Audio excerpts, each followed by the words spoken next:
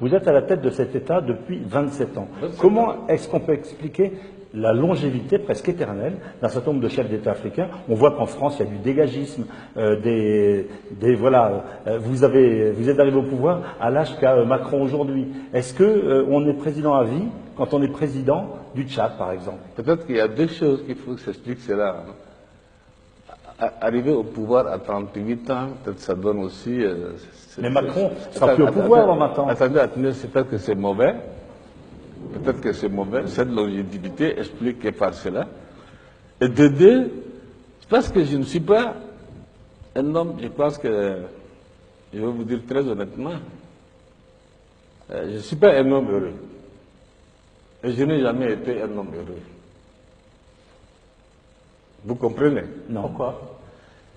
Je ne suis pas un homme heureux, je n'ai jamais été un homme heureux parce que je n'ai pas eu une jeunesse comme tout le monde a eu sa jeunesse. Je n'ai pas eu, j'ai eu ma jeunesse dans la guerre, qui est passée dans une guerre. Et au sortir de la guerre, j'ai eu cette responsabilité. J'aurais souhaité moi-même, en 2002, m'arrêter, comme j'avais promis en son temps, au second mandat. Oui. C'est-à-dire, en 2006, je devrais céder, en fait, disons. Il y a 10 ans. Au suivant. La guerre a éclaté. Le mercenaire avait attaqué, il mène ici la vie. Le pays était en guerre. Vous comprenez? Mais en 2016, il... Attendez, s'il vous plaît.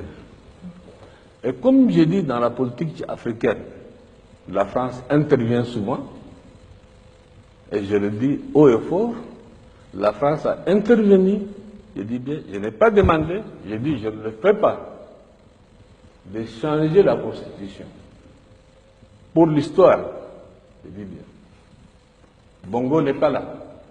Bongo père, je dis bien. C'est à Paris. J'ai refusé. Et je n'ai pas fait la campagne. Qu'est-ce que vous voulez dire? C'est la France qui vous a poussé à continuer? C'est toujours la France qui fait, et c'est toujours la France qui critique, et c'est toujours la France qui est derrière. Mais en 2016, la France n'était pas derrière votre écoutez-moi d'abord, s'il vous plaît. Ce que vous voulez dire, c'est que c'est Paris qui vous a poussé à continuer? Laissez-moi finir.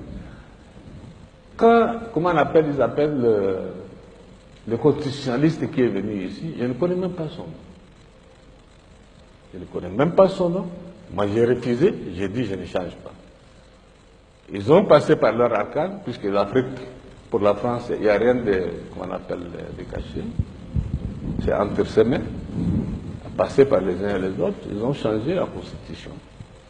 C'est pas Déby qui a changé la Constitution. Ce que vous dites clairement, c'est que c'est Paris qui vous a forcé la main pour rester au pouvoir. J'ai dit que en tant que soldat, j'ai donné ma parole d'honneur en son temps de quitter le pouvoir en 2006. Il y a deux choses qui sont intervenues.